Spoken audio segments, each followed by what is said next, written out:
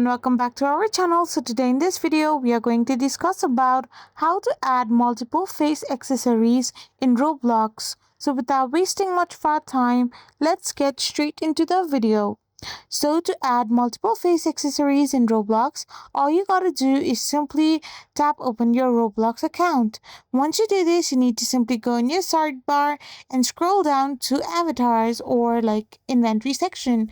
So once you go and tap on it, you will end up in this kind of interface where you can find your avatar editor and simply find your accessories option. So simply tap on the accessory option, and once you do this, you need to simply scroll down to the advanced section. So on the add accessory asset ID, open a new tab and go to accessories page. So copy the number ID from your URL, for example, like http roblox.com/catalog and the number that is given, and paste the ID in the input box.